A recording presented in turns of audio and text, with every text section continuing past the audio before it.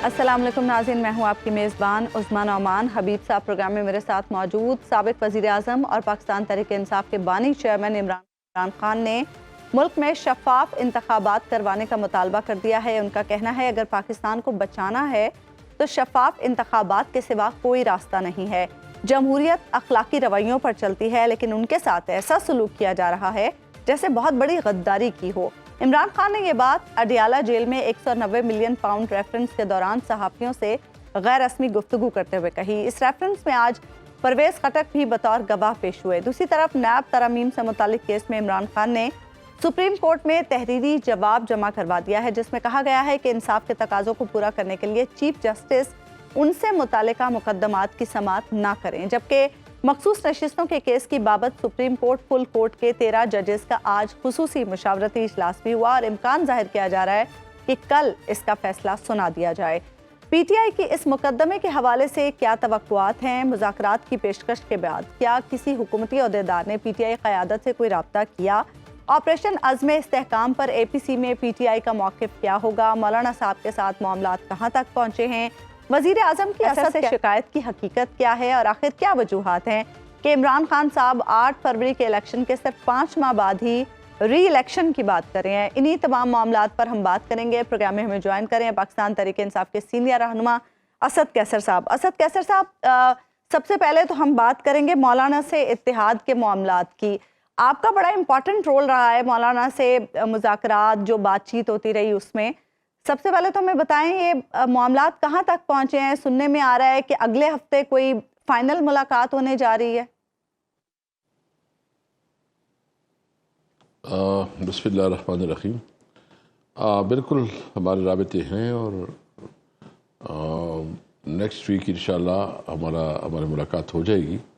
और हमारा बुनियादी मकसद ये है कि इस वक्त जो मुल्क को चैलेंजेस दरपेश है और इस वक्त जो मुल्क में एक बहरानी कैफियत है, मुल्क जो है ना वो इंतहाई एक अदम इस्तेहकाम की तरफ बढ़ रहा है, तो इसमें ज़रूरत इस बात की है कि वो तमाम पॉलिटिकल फोर्सेस इकट्ठी बैठे जो समझते हैं कि मुल्क में आइन और कानून की हुक्मरानी हो, जिसकी इस इलेक्शन के ऊपर तहफ़्फ़ुज़ात है, और जो समझते हैं कि इस मुल्क को सही मायने कानून की हुक्मरानी की तरफ लेके जाना है। लेकिन असद कैसर साहब, ये बात तो आपकी ठीक है, बिल्कुल उसूली मौक़िफ़ है और मेरा ख्याल है हर शख्स का ये होना चाहिए, लेकिन एट द सेम टाइम आपका मौक़िफ़ और मौलाना फजल रहमान का मौक़िफ़ तकरीबन एक ही है इलेक्शन के हवाले से।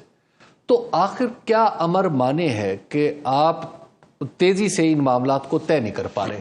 क्या कोई टफ बार्गेन है आपसे मौलाना मांग रहे हैं, या आप मौलाना से कुछ ऐसा मांग रहे हैं जो वो नहीं देना चाह रहे?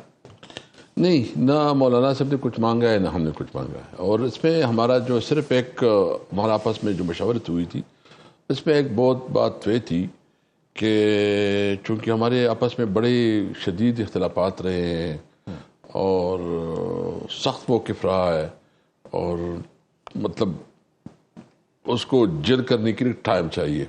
ठीक है, अगर आप कोई इस तरह करेंगे तो आपके वर्कर के अंदर जो है ना एक्सेप्टेबिलिटी नहीं होती और फिर चीज़ें जो है ना मिसमैनेज होती है। तो इसलिए मौलाना साहब की भी ओपिनियन थी, हमारी भी ओपिनियन थी कि थोड़ा हम स्लो पेस पे चलें ताकि एक दूसरे को हज़म किया जाए। जो हमारा मुत्तफ़िका मौक़िफ़ है कि मुल्क में इस वक्त आइन नाम की कोई चीज़ नहीं है और हमारी जद्दोजहद आइन की बलदस्ती के लिए। लेकिन असद भाई, एक बात तो ये सामने है कि मौलाना फजल रहमान के इस्टेब्लिशमेंट से माजी में ताल्लुकात रहे हैं, पीडीएम का वो हिस्सा रहे हैं। क्या आपको ऐसा, बाज़ लोगों का ये ख्याल है कि पीडीएम दोबारा भी तश्कील पा सकती है और मौलाना जो है वो आपसे डील का तासुर दे के उधर से बेहतर डील हासिल कर सकते हैं? नहीं, मैं तो उसके ऊपर जो है ना, जो हमारी उसके साथ डिस्कशन रही है, यानी पीडीएम ने उसके साथ जो किया और जिस तरह उसके साथ मियां साहब ने किया है, तो वो खुद जब बताएंगे तो वो कर सकेंगे। क्योंकि अगर मियां साहब इस वक्त घूम फिर रहा है, इनकी हुकूमत है, तो इसमें मौलाना साहब की बड़ी कुर्बानियाँ हैं। लेकिन एक तो उसकी मुझे तो समझ नहीं है कि वो इसके ऊपर फिर से एतमाद करेंगे।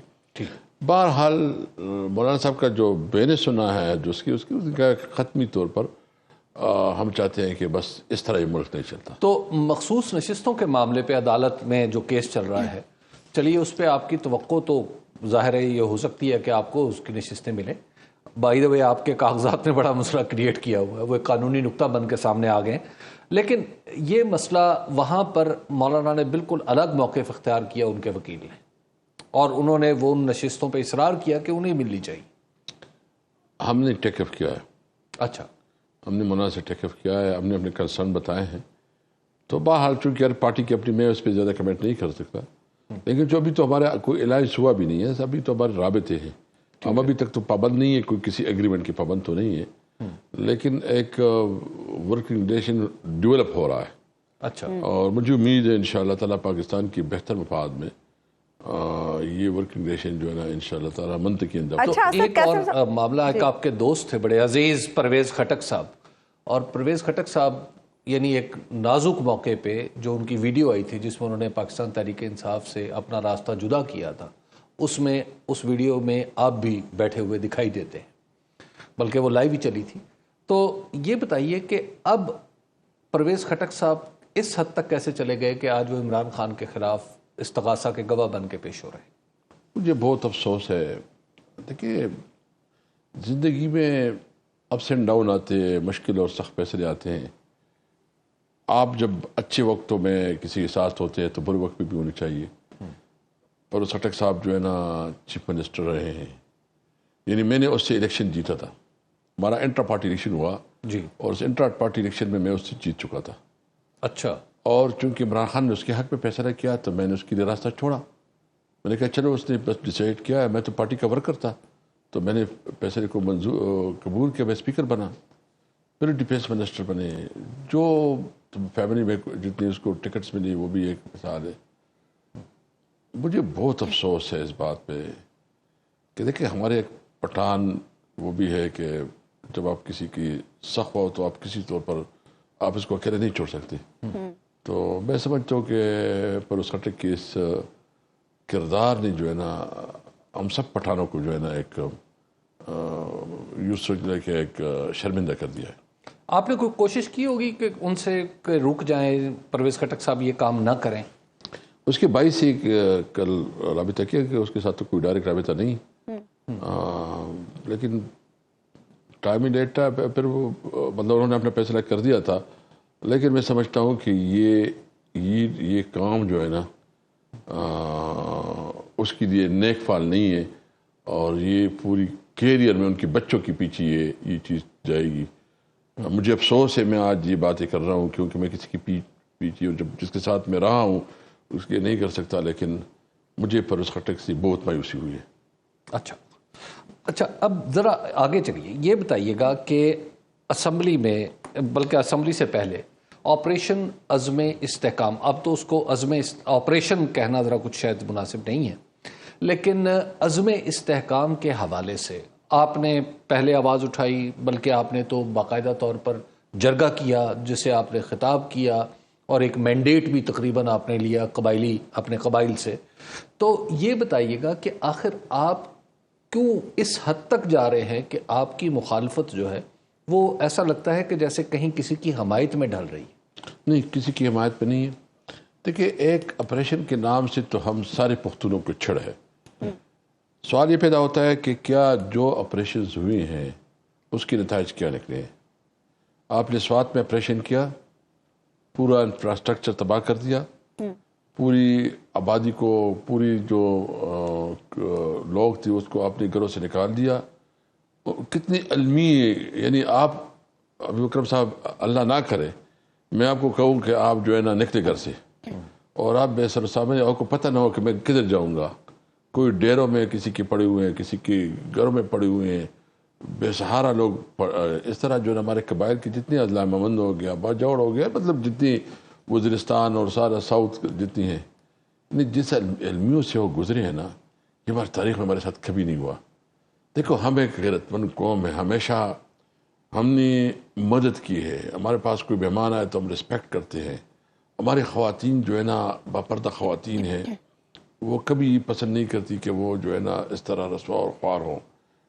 ہم جو ہے نا ہسٹری کی بہت بڑا حصہ ہے جب بھی جنگیں ہوئی ہیں ہمارے مشران نے, ہمارے بزرگوں نے اس میں بنیادی کردار ادا کیا. وزیر اعظم آپ کو یقین دلا رہے تو ہیں کہ kinetic نہیں ہوگا. ہم کہتے ہیں کہ آپ سب سے پہلے ان آپریشنز کے نتائج دیکھ لیں. اچھا پھر آپ چاہتے کہ کیا وہ آپریشن اگر کامیاب ہوتی تو آج یہ ایکسٹریمزم اور یہ کیوں اتنا پروان چڑھی ہے, کیوں پھر اتنی بڑی اسٹرینتھ بن گئی ہے, یہ ناکامی نہیں ہے.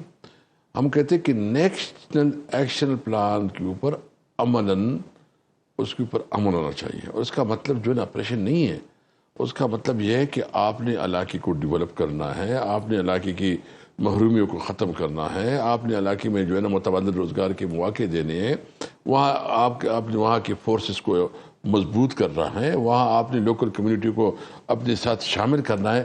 بتائیں کتنا اس پہ عمل ہوا ہے؟ کوئی نہیں. اسد قیصر صاحب, اس کا ملبہ بھی تو آپ لوگوں پہ ڈالا جاتا ہے نا. یہ کہا جاتا ہے کہ آپ کی حکومت میں ان لوگوں کو آپ لوگوں نے یہاں سیٹل کیا, اگر آپ لوگ ایسا نہ کرتے, مذاکرات بات چیت کی بات نہ کرتے تو پھر ایسا نہ ہو رہا ہوتا. نہیں دیکھیں, یہ سوال تو ٹھیک ہے. نہیں, یہ بالکل غلط ہے. کیوں؟ میں بتاتا ہوں نا, بلکہ میں ابھی جو ہے نا اس کے اوپر میں نے خط بھیجا ہے. یہ ہمارے بعد میاں شہباز شریف پی ڈی ایم کی حکومت میں کیبنٹ میں میٹنگ ہوئی, نیشنل سیکیورٹی جو ہے اس کی میٹنگ ہوئی, پھر اسمبلی میں انہوں نے نیشنل سیکیورٹی کمیٹی جو ہے اس کی میٹنگ ہوئی, اس میں تمام لوگوں کو بلایا, ان سے اپروول لی. یہ پی ڈی ایم کی حکومت میں یہ ریکارڈ پہ موجود ہے. انہوں نے یہ سارا فیصلہ کیا کہ ان کو لانا یا جو کچھ میں, اس میں طریقے صاحب کا کوئی کردار نہیں ہے. اور یہ چونکہ سارا ریکارڈ پہ موجود ہے, میں نے ابھی اسمبلی میں لیٹر دیا ہوا ہے کہ اس کی مجھے وہ دے دے, کاپیاں دے دیں, جو اس کی ڈیٹیلز ہیں وہ مجھے دے دے. لیکن اتنے تواتر سے آپ پہ الزام لگ رہا ہے کہ جنرل فیض کی مدد سے اور عمران خان صاحب نے اور جنرل فیض صاحب نے مل کے, اور ظاہر ہے آپ لوگ ان کے قریبی ساتھی تھے, تو آپ سب نے. اچھا میں ایک اور بات بکرم صاحب سے, ہماری حکومت کب ختم ہوئی؟ آپ کی حکومت اپریل 2022 میں ختم. اور یہ لوگ کب آئے؟ لیکن وہ پالیسی پچھلی پالیسی کدھر, ہم تو خود پالیسی کدھر سے, میں نے تو بتایا کہ یہ اس پہ فیصلہ ہوا ہے, انہوں نے فیصلہ کیا ہے. اچھا ہم تو کہیں ایک جگہ چپ رہے ہیں, کہیں دوسری جگہ چپ رہے ہیں, ہمارے خلاف تو کیسز پہ کیسز بن رہے تھے, ہمارے سے تو کوئی مشاورت نہیں لی گئی تھی. ہم نے جس وقت میں اسپیکر تھا اور ہماری حکومت تھی تو ہم نے 2 کانفرنسز کروائی تھی, اور اس پہ ہم نے تمام پولیٹیکل پارٹیز کو بلا کے اس کے سامنے ساری ڈیٹیل رکھی, اس کو کہا کہ پروپوزل دے. چونکہ وہ فائنلائز نہیں ہو سکی اور وہ سلسلہ بھی آگے چلنا تھا, لیکن وہ ختم ہو گئی. اس کے بعد باقی جو ڈیٹیلز ہے وہ پی ڈی ایم کی حکومت نے کروائی ہے. میں یہ بات وثوق سے کہتا ہوں, میں ایک ذمہ دار آدمی ہوں. یہ انہوں نے نیشنل سیکیورٹی کمیٹی بھی اپروو کیا, پھر جو اسمبلی کی جو نیشنل سیکیورٹی کمیٹی ہے اس سے اپروو کروایا, اور اس کے بعد انہوں نے ایکشن لیا ہے. اور یہ جو اسد زرداری جب پریزیڈنٹ تھا اور گیلانی جب وزیر اعظم تھا, اور تو یہ کس نے یہ سب کچھ کیا آپریشن, یہی لوگ جو ہے نا اس میں باقاعدہ اس کے ساتھ مذاکرات کر رہے تھے. ابتدا میں مذاکرات لیکن پھر آپریشن, جی ایسا ہوا تھا. تو دیکھیں یہی بات ہے نا. تو ہم کہتے ہیں کہ دیکھیں سب سے پہلے جی اسد قیصر صاحب, عزم استحکام پر تو جے یو آئی اور اے این پی بھی آپ لوگوں کی ہم خیال ہے. اے پی سی میں کیا آپ تینوں جماعتوں کا موقف ایک جیسا ہوگا؟ کیا آپ کی مولانا سے اس معاملے پر مشاورت ہوئی ہے کوئی؟ بالکل مولانا سے بات ہوئی ہے, ہمارا اس پہ بالکل کلیئر ایک موقف ہے. اس میں کسی بھی صورت پہ ہم نیشنل ایکشن پلان کو سپورٹ کرتے ہیں. ہم ایک کلیکٹیو وزڈم کو ہم سمجھتے ہیں کہ کلیکٹیو وزڈم ہونی چاہیے. ہم اے پی سی میں بھی جائیں گے, ہم سمجھتے ہیں کہ پارلیمنٹ میں بھی سب کچھ آ جائے. لیکن اگر آپ کا خیال ہے کہ آپریشن نہیں, ہاں آپ سب سے پہلے ہم اے پی سی میں دیکھیں گے نا کہ اس کی کیا پروپوزل ہے. ٹھیک ہے, ہم ہر وہ کام کرنا چاہتے ہیں جو امن کی طرف جو ہے نا پیش طرف ہو. ہم اس ملک میں امن چاہتے ہیں, ہم ملک میں انارکی نہیں چاہتے. ہم ہر صورت میں چاہتے ہیں کہ یہ ملک جو ہے نا اس وقت اس میں اسٹیبلٹی آئے. لیکن اس سے تاثر یہ بنتا ہے نا کہ آپ کی ماضی کی بھی آپ کی پولیٹیکل آپ کی جو پارٹی ہے پاکستان تحریک انصاف, اور پھر جو خود عمران خان صاحب کا موقف ہے, ان پہ طالبان خان کی پھپتی بھی کسی جاتی رہی. اس لیے کہ ہم نے ہمیشہ آپریشنز کی مخالفت کی, اس لیے کہ ہم نے ڈرون اٹیکس کی مخالفت کی, کیونکہ ڈرون اٹیک ہمارے ساورنٹی کے خلاف تھا. ہمارا ایک آزاد ملک ہے, کسی کو یہ ہم اجازت نہیں دیں کہ ہمارے ملک کے اندر جو ہے نا. آپ بتائیں مجھے کہ جب طارق انصاف حکومت میں آئی کتنے ڈرون اٹیک ہوئے ہیں, کتنی بم دھماکے ہوئے ہیں, کتنی جو ہے نا, یعنی الحمدللہ ہمارے وقت میں, ہمارے 3 سال میں جتنا امن رہا ہے وہ مثالی امن رہا ہے. یہ بنیادی طور پر پالیسی کا وجہ کہ ہماری پالیسی بالکل واضح تھی, کلیئر تھی, اس کی وجہ سے جو ہے نا لوگ جو آج کی پالیسی میں آپ کو کیا غلطی دکھائی دیتی ہے جس میں آپ کہتے ہیں کہ آج دہشت گردی بڑھ گئی؟ دیکھیں, آپ کی پالیسی جو ہے نا آپ اچوت سمجھتے ہیں, جو خیبر پختونخوا کے عوام ہے, آپ جو بارڈر پہ رہنے والے لوگ ہیں اس کے ساتھ جو رویہ رکھتے ہیں, آپ نے افغانستان کے ساتھ اس کا جو تھوڑا بہت روزگار اس کو ختم کر دیا, آپ نے بارڈر پہ جو ڈیسیجن دیا ہے وہ بالکل کسی صورت میں قابل قبول نہیں ہے. مجھے آپ بتائیں, لیکن پھر بارڈر کھول دیں آپ کے خیال؟ نہیں, بارڈر کھولنا, دیکھیں سب سے پہلے دنیا ٹریڈیشن بھی چلتی ہے نا جی, ٹریڈیشن بھی ایک چیز ہوتی ہے. بالکل ہوتی ہے. آپ کی ٹریڈیشن جو چل رہی تھی ایک دم ہم کیوں چینج کی؟ یعنی آپ کہتے ہیں کہ اسمگلنگ ہوتی ہے, ہم کہتے ہیں کہ اسمگلنگ ہوتی ہے تو آپ FBR کے آفس کھولیں, ترخم میں بھی کھولیں, غلام خان میں بھی کھولیں, آپ جو چھبن پہ بھی کھولیں, FBR کسٹم کے سارے جو فیسلٹی آپ کراچی میں دے رہے ہیں وہ ادھر دے دیں. یعنی آپ کہہ رہے ہیں اسد کیسر صاحب کہ ہم نے آپ ہم سے دشمنی رکھ رہے ہو. آپ یہ کہہ رہے ہیں ہم نے افغانستان کے معاملے کو مس ہینڈل کیا؟ مس ہینڈل نہیں کیا, مجھے بتائے نا, خواجہ صاحب کہتا ہے پتہ نہیں اس کی بزرگ آدمی ہے, میں اس کے بارے میں زیادہ وہ نہیں کہتا کہ میں ادھر جا کے اٹیک کروں گا, تو دیکھ اٹیک کر تو تم پتہ چل جائے تمہیں. دیکھیں آپ اس طرح اپنے جو آپ کے بارڈرز پہ جو آپ کے پڑوسی ہیں ان کے ساتھ آپ کو بہت احتیاط سے بات کرنی چاہیے. یعنی ہمیں ایران کے ساتھ بھی ایک جو اس وقت ہمارا تھوڑا شکوک و شبہات کے تعلقات ہے, اس میں بھی ہمیں ایران کو پریارٹی دینی چاہیے.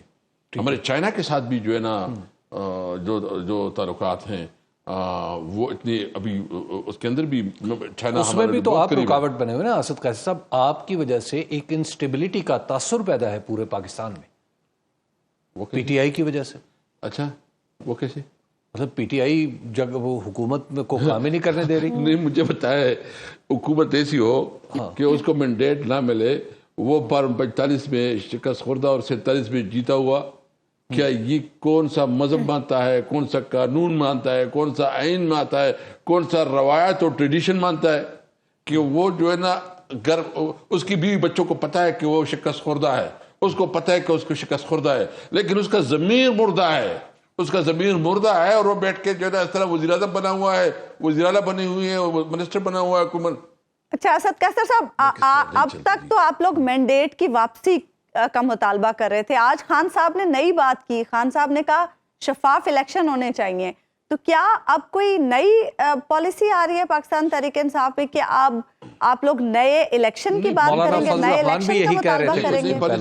نئی پالیسی وہ اصل پہ پرابلم کیا ہے کہ آروزن کے سارے جو 45-47 میں جو کمی وہ تھی وہ سب انہوں نے برابر کی, یعنی وہ سارے جو ہے نا انہوں نے برابر کیے. مطلب جو آپ دیکھ رہے ہیں نا کہ حکومت کوئی مطلب آپ جو چل نہیں رہا. دیکھیں جو آپ کہہ رہے ہیں کہ تحریک بحالی آئین جو آپ چلائیں گے اس میں آپ اپنے مینڈیٹ کی واپسی کا تقاضا کریں گے یا نئے الیکشن کا تقاضا کریں گے جیسے مولانا فضل الرحمان کا؟ ابھی ہماری میٹنگ ہے جہاں سے جا کے ہم جا رہے ہیں, ہم باقاعدہ جو ہے نا ابھی اس پہ کیونکہ ہم پہلے سوچ رہے تھے کہ چلو ہم نہیں چاہتے کہ کوئی نیا ایک وہ بن جائے, لیکن یہ ہمیں تو جلسے کرنے نہیں دے رہے ہیں. یہ ہمارے ساتھ ان کے پاس کوئی مینڈیٹ بھی نہیں ہے, یہ ہمارے سیاسی جو موومنٹ ہے اس پہ بھی پابندیاں لگا رہے ہیں. جو یہ IMF کی بنیاد پہ, جو صرف IMF کو بنیاد بنا کے جتنی انہوں نے مہنگائی کی ہے, یعنی بجلی کی قیمت آج 7 روپے سمتنگ پھر بھی بڑھ گئے ہیں, جتنے ٹیکسز لگائے ہیں, جس طرح جو ہے نا ایک عام مزدور, ایک عام کسان, ایک عام شہری جتنا متاثر ہو رہا ہے, تو اس حکومت کو ٹائم دینا بہت ظلم ہے. اور پھر پارلیمنٹ کو کیا پارلیمنٹ کو تو انہوں نے ربر اسٹیمپ بنا دیا, پارلیمنٹ کو تو ڈیبیٹنگ کلب انہوں نے بنا دیا. پارلیمنٹ میں تو آپ MNA کی انسلٹ کروائی کوئی پرابلم نہیں. آپ نے تو آج یہ بھی کہا اسد قیصر صاحب کے پارلیمنٹ میں اب سینسرشپ بھی ہو رہی ہے, ایسا کیوں لگا آپ کو؟ انہوں نے آپ پہ بھی الزام لگایا کہ آپ بھی تو بات نہیں کرنے دیتے تھے. دیکھیے پارلیمنٹ میں کبھی اس طرح نہیں ہوا. مجھے ابھی اکرم صاحب بتائیں, آپ انصاف کریں کہ جب ہمارے وقت میں شہباز شریف 8-8 10-10 گھنٹے تقریر کرتے تو 2 دن لائیو چلتے تھے کہ نہیں چلتے تھے؟ بالکل چلتے. ابھی چلا رہے ہیں. آپ باتیں ایسے کرتے ہیں. یعنی پارلیمنٹ تو ہے اس لیے کہ اس میں ڈیبیٹ ہوگی. اچھا اس ڈیبیٹ کو بھی آپ سینسر کریں. اور انٹرسٹنگلی آج ہم نے پارلیمنٹ کے باہر پریس کانفرنس کی, وہ نہیں ہے جو بنائی ہے, اچھا وہ بھی کنٹرول, کوئی ایک خبر نہیں آئی وہاں سے.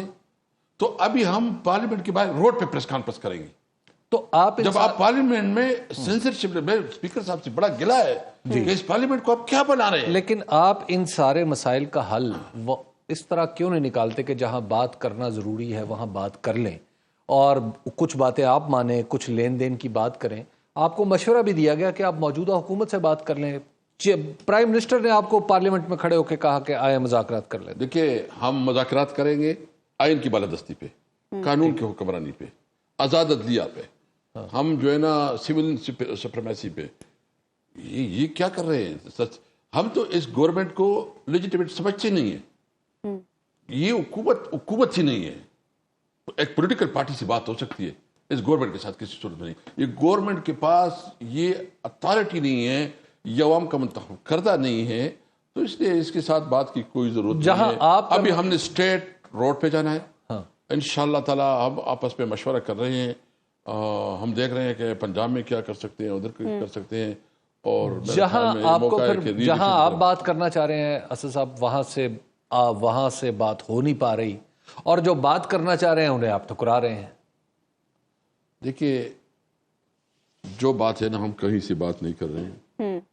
ہم سب سے پہلے جو اس وقت ہماری پریورٹی ہے, ہم تمام ان پولیٹیکل پارٹیوں کی ہم اکٹھا کر رہے ہیں.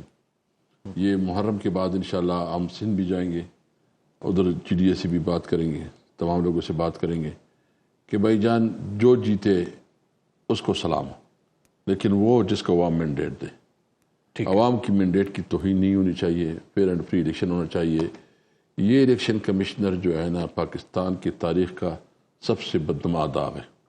اس نے پاکستان کو عدم استحکام سے شکار کر دیا, اپنی ذاتی مفاد. کتنے دن ابھی اس کا ٹائم ختم ہو رہا ہے. یہ آپ نے بات کہہ کے چلے جانا ہے, لیکن وہ آپ کو پتا ہے کہ توہین عدالت میں آ جائے گی, توہین عدالت کے الیکشن کمیشن کی.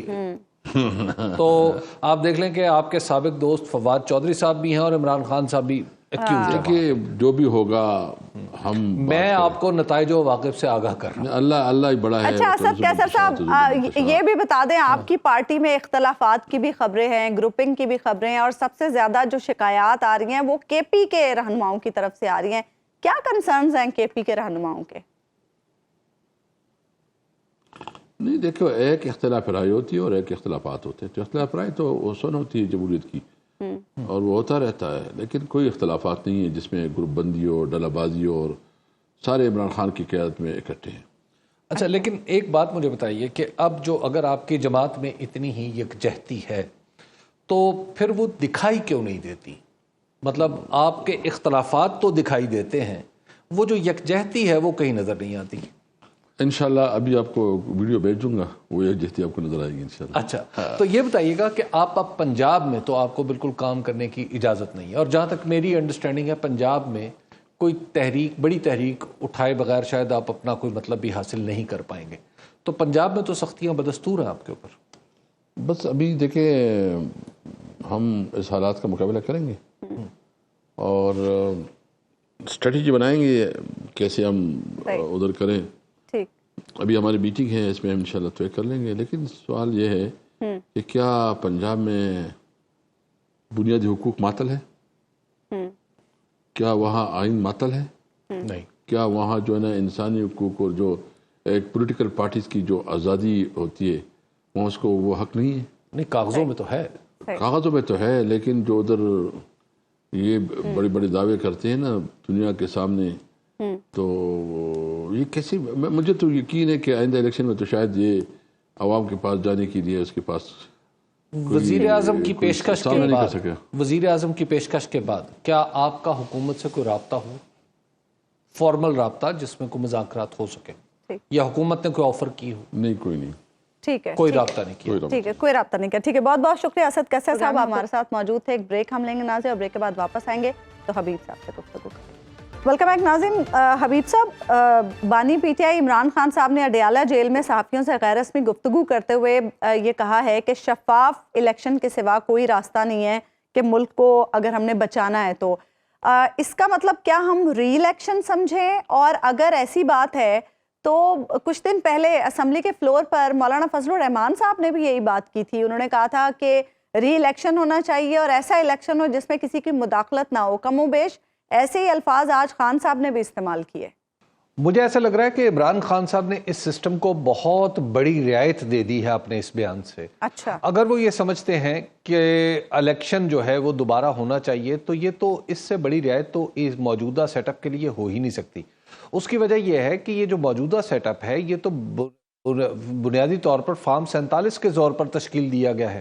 فارم 45 تو اس فارم 47 کو سپورٹ ہی نہیں کرتا جس پہ یہ حکومت کھڑی ہوئی ہے. تو اگر عمران خان صاحب یہ کہتے ہیں کہ جناب ہم نئے الیکشن کی طرف جاتے ہیں, اگر اس بیان کا مطلب یوں لیا جائے کہ نیا الیکشن ہونا چاہیے اور نئے الیکشن میں اسٹیبلشمنٹ کی مداخلت نہیں ہونی چاہیے اور اس طرح کی کسی بھی مداخلت کا راستہ بند ہونا چاہیے, تو آپ یوں سمجھ لیجئے کہ عمران خان صاحب نے اس سسٹم کو رعایت اس طرح دی ہے کہ ان کا تو مینڈیٹ سیدھا سیدھا چرایا گیا ہے. یعنی پاکستان تحریک انصاف کا مینڈیٹ تو اگر یعنی اس پہ تو چرانا تو شاید چھوٹا لفظ ہے, اس سے بھی کچھ بڑا کام کیا گیا ہے. تو جب اپنے مینڈیٹ کے چرائے, جی آپ یوں کہہ سکتے ہیں, تو مینڈیٹ چرائے جانے کی اگر معافی دے سکتے ہیں عمران خان صاحب تو اس کا مطلب یہ ہے کہ یہ اس سسٹم کے لیے بہت بڑی رعایت ہے. لیکن ظاہر ہے اس کے ساتھ کچھ نہ کچھ شرائط لاگو ہوں گی. آپ اس سے فوری طور پہ کوئی مطلب تو اخذ نہیں کر سکتے کہ واقعی پی ٹی آئی نے اپنا موقف بدل کے کہ ہمارا مینڈیٹ واپس کیا جائے اس کی بجائے نئے الیکشن کی طرف اشارہ کر دیا ہے. یہ ایسی بات تو ابھی فوری طور پہ تو نہیں کہی جا سکتی. اچھا, اور مولانا کے ساتھ اگر ہم اسے جوڑیں, کیونکہ مولانا نے بھی اسمبلی کے فلور پر ایسی ہی بات کی تھی. دیکھیے امپیکٹ کیا زیادہ ہو سکتا ہے اگر مولانا خان صاحب مل جائیں اس معاملے پر؟ تو دیکھیے پہلے تو یہ ہے کہ مولانا اور خان صاحب ملیں, پہلا تو یہ بنیادی سوال ہے اس کے لیے. اگر وہ مل جاتے ہیں اور کسی ایک موقف پر اکٹھے ہو جاتے ہیں تو پھر تو صورتحال بدل جائے گی. لیکن اس سے پہلے ہم یہ بھی دیکھ چکے ہیں کہ 2018 سے لے کے 2023 تک اس اسمبلی کو توڑنے کی, یعنی جو اس وقت کی قومی اسمبلی تھی, اس کو توڑنے کی بڑی کوشش ہوئی. مولانا فضل الرحمان بھی کہتے تھے کہ اسمبلی توڑ دینی چاہیے, خود پی ٹی آئی معاف کیجیے گا پی ایم ایل این کے لوگ کہتے تھے اسمبلی توڑ دینی چاہیے, الیکشن جلدی ہو جانا چاہیے. اور پھر جب سچویشن بدل گئی, پی ڈی ایم بنی, حکومت آ گئی, تو پھر پی ٹی آئی کہتی تھی کہ اسمبلی توڑ دینی چاہیے. تو ایک وقت میں اتفاق رائے پیدا نہیں ہو سکا, لیکن مختلف اوقات میں مختلف فریق جو ہے وہ اسمبلی کے توڑنے کی بات کرتے رہے ہیں, لیکن وہ اسمبلی ٹوٹی نہیں تھی. اس کی وجہ یہ تھی کہ اس کے پیچھے اس وقت کی اسٹیبلشمنٹ جو تھی وہ پوری طرح پورے قد کے ساتھ کھڑی تھی. تو موجودہ اسمبلی کی کیفیت بھی کچھ اسی طرح کی ہے کہ یہ گورنمنٹ بھی سو کالڈ سیم پیج کی گورنمنٹ ہے. تو کیا وہ سیم پیج ہٹے گا تو پھر تو ایک وہ اسمبلی کے ٹوٹنے کے امکانات کسی اور طریقے سے پیدا ہو سکتے ہیں. اور یہاں پہ تو اب سوال اس سے بھی بنیادی نوعیت کا ہے کہ یہ سیم پیج ہونا ہی نہیں چاہیے, پیج ایک ہی ہونا چاہیے, اور وہ ہے پولیٹیکل پیج. اچھا حبیب صاحب, ایک اور مطالبہ کر رہے ہیں خان صاحب. انہوں نے کہا ہے کہ غیر جانبداری کے اصول کو برقرار رکھنے کے لیے قاضی فائز عیسیٰ صاحب ان سے متعلق مقدمات کی سماعت نہ کریں. مجھے اس خط پہ حیرت نہیں ہوئی, حیرت اس بات پہ کہ اس میں اتنی تاخیر کیوں ہوئی. بالکل اس کی وجہ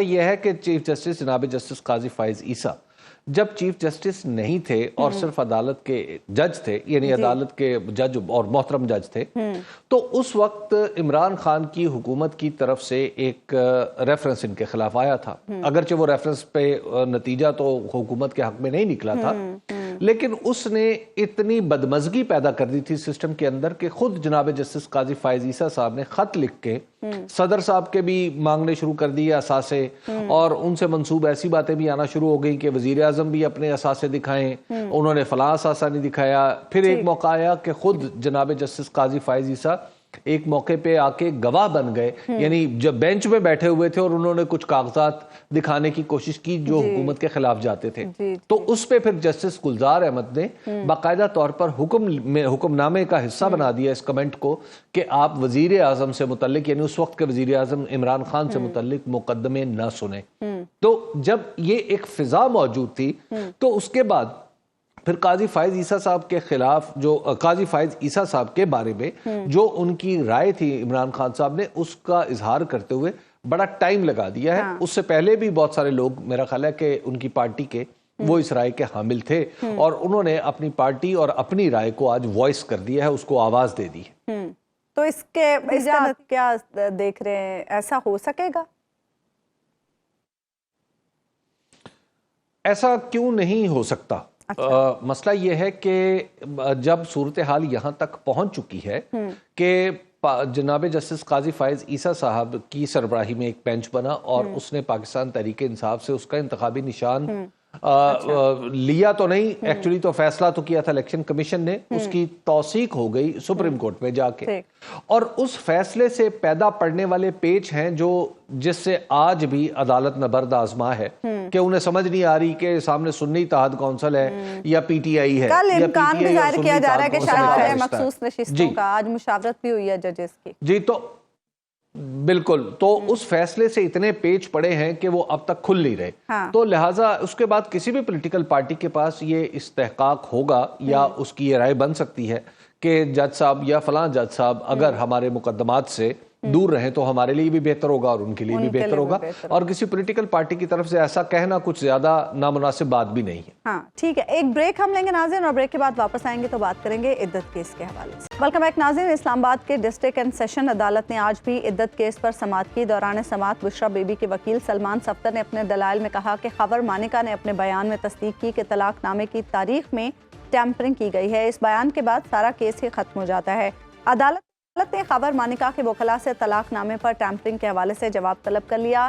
جج افضل مجوکا نے خاور مانیکا کے وکیل سے دریافت کیا کہ آپ کہتے ہیں عدت کے دوران نکاح ہوا، تو خاور مانیکا نے دوران عدت درخواست کیوں نہیں دی؟ اس کے علاوہ آج خاور مانیکا کے وکیل کی جانب سے عدالت میں 2 نئی درخواستیں بھی دائر کی گئی ہیں۔ ایک درخواست میڈیکل بورڈ کے ذریعے میڈیکل رائے لینے، اور دوسری درخواست عدت کے معاملے پر اسلامی نظریاتی کونسل، فیڈرل شریعت کورٹ اور اسلامی اسکالرز کی رائے لینے سے متعلق ہے، جس کے بعد اس کیس کی سماعت اب کل تک ملتوی کر دی گئی ہے، اور اسلام آباد ہائی کورٹ جولائی تک عدت کیس میں اپیلوں پر فیصلہ سنانے کا حکم بھی دے رکھا ہے۔ اسی ساری صورتحال پر ہم بات کریں گے۔ پروگرام میں ہمیں جوائن کر رہے ہیں ہمارے نمائندے سردار اویس۔ طلاق نامے پر تاریخ پر ٹیمپرنگ کے حوالے سے آج عدالت کے سامنے کیا بتایا گیا ہے؟ جی بہت شکریہ۔ دیکھیں، جب یہ مرکزی اپیلوں پر جو ہے وہ سماعت شروع ہوئی تھی تو اس کے بعد جو افضل مجوکا جو کہ ان اپیلوں پر سماعت کر رہے ہیں، سابق جو جج تھے شاہ رخ ارجمند جو کہ اس پر سماعت کر رہے تھے، اس سے پہلے چونکہ 29 مئی کو انہوں نے فیصلہ سنانا تھا اور 29 مئی کو جو ہے وہ عدم اعتماد کا خاور مانیکا کی جانب سے اظہار کیا گیا تھا، تو ہائی کورٹ کی ڈائریکشنز پر یہ کیس جو ہے وہ افضل مجوکا جو کہ ایڈیشنل سیشن جج ہیں ان کو ٹرانسفر کیا گیا۔ اب یہاں پر جو ہے وہ 12 جولائی کو جو ہے وہ ہائی کورٹ کی طرف سے ڈائریکشنز ہے کہ آپ نے ہر صورت اس کیس کا فیصلہ کرنا ہے، اس کی جو سماعتیں ہیں مرکزی اپیلوں پر اس کو مکمل کرنا ہے۔ تو اب جو وقت جو ہے وہ قریب آتا جا رہا ہے تو یہ کیس جو اب حتمی مراحل میں داخل ہوتا جا رہا ہے۔ آج کی سماعت کا اگر حوال میں بتاؤں تو آج کی یہ بڑی اہم ڈیولپمنٹ تھی کہ جج کی جانب سے جو افضل مجوکا ان کی جانب سے خاور مانیکا کے جو وکیل ہیں ان کو یہ کہا گیا کہ جو طلاق نامہ کا جو ڈاکومنٹ ہے اس پر جو ٹیمپرنگ کی گئی ہے اس حوالے سے جو کل آپ جواب دیں، چونکہ جو سلمان صفدر وکیل ہیں بانی پی ٹی آئی کے اور بشرا بی بی کے، انہوں نے آج اپنے دلائل مکمل کیے، تو انہوں نے آج یہ نقطہ اٹھایا تھا کہ جو طلاق نامہ ہے ایک تو اس کے مطابق جو عدت کی مدت ہے وہ تقریباً 48 دن بنتی ہے، اور جو سپریم کورٹ کی کیس میں ججمنٹ ہے وہ 39 دن ہے۔ سپریم کورٹ یہ واضح کر چکی ہے کہ اگر عدت کا دورانیہ 39 دن ہوتا ہے تو عدت مکمل ہو جاتی ہے، جبکہ جو ڈاکومنٹ جمع کروایا گیا خاور مانیکا کی جانب سے ان کے وکلاء کی جانب سے اس کے مطابق بھی 48 دن مدت کے مکمل ہو جاتے ہیں۔ اور دوسرا پھر انہوں نے کہا کہ جو ڈاکومنٹ جمع کروایا گیا ہے ایک تو وہ اصل طلاق نامہ نہیں ہے, اس کی کاپی ہے, فوٹو کاپی ہے, اور دوسرا اس پر جو UC چیئرمین ہوتا ہے اس کے دستخط بھی موجود نہیں ہے. جب یہ نکات اٹھائے گئے سلمان صفدر کی جانب سے, تو اس کے بعد جو جج تھے افضل موجوکا, انہوں نے یہ کل چونکہ اب زاہد آصف جو کہ وکیل ہیں خاور مانیکا کے, وہ حتمی دلائل دیں گے, ان کو کہا گیا کہ ایک تو آپ نے جواب دینا ہے کہ یہ جو نقطہ اٹھایا گیا ہے کہ UC چیئرمین کے دستخط بھی نہیں ہے, اصل جو ہے وہ آپ نے طلاق نامہ بھی جمع نہیں کروایا, فوٹو کاپی جمع کروائی ہے, اور دوسرا پھر جو سلمان صفدر تھے انہوں نے آخر میں دلائل میں کہا کہ میں کچھ شکوک چھوڑ کے جاتا ہوں, چونکہ ایک انہوں نے کہا کہ گواہوں کا ریپیٹ ہونا اس میں, ایک یہ میں بات عدالت کے جج کے سامنے چھوڑ کر جا رہا ہوں, دوسرا جو طلاق نامے پر ٹیمپرنگ کی گئی ہے انہوں نے کہا, اور ایک پھر ان کا یہ دو ایسے شکوک ہیں جس پر جو ہے میں سمجھتا ہوں کہ ہمارے جو موکل ہیں ان کو بریت دی جا سکتی ہے. تیسرا انہوں نے کہا کہ 2000 دن تک خاور مانیکا کا خاموش رہنا, پہلے گرفتار ہونا, گرفتار ہونے کے بعد جو ہے درخواست دائر کرنا, اور خاور مانیکا سے پہلے حنیف نامی ایک شخص تھا, اس نے جو ہے یہ درخواست دائر کی تھی جو کہ اجنبی شخص ہے جس کا کوئی تعلق نہیں ہے. خاور مانیکا نے اس کے بعد جو ہے اس پر درخواست دائر کی تھی. اس وقت جو قدرت اللہ جج تھے سول عدالت کے, ان کی عدالت میں یہ درخواست دائر کی تھی. انہوں نے کہا تھا کہ یہ میں کچھ شک چھوڑ کے جا رہا ہوں, اس پر عدالت غور کرے اور اس کے بعد جو فیصلہ کرے. کہ کون سی کاروائی کتنی باقی بچی ہے, یعنی اب کیا ہوگا؟ اب حبیب صاحب چونکہ آج جو ہے وہ سلمان صفدر جو کہ وکیل ہیں ان کی دلائل بھی مکمل ہو گئے ہیں. آج بشرا بی بی کی جو 2 خاتون وکلاء تھیں, بیرسٹر خدیجہ صدیقی اور جو دوسری ان کی وکیل ہیں, جو دوسری وکیل تھی خاتون وکیل, انہوں کی جانب سے بھی جو ہے وہ زینب عمیر جن کا نام ہے, انہوں نے اپنے دلائل مکمل کیے. دونوں وکلاء نے, جو خاتون وکلاء تھی, جب انہیں روسٹروں پر بلایا گیا تو ان کا یہی کہنا تھا کہ اس وقت پاکستان میں یہ کیس جو ہے تمام خواتین کی توجہ کا مرکز بن چکا ہے. اب عدالت جو ہے وہ اس کو ایک بشرا بی بی کے کانٹیکس میں لے کر نہ دیکھے. کل کیا ہوگا؟ کل زاہد آصف جو کہ وکیل ہیں خاور مانیکا کے, وہ اپنے دلائل مکمل کریں گے.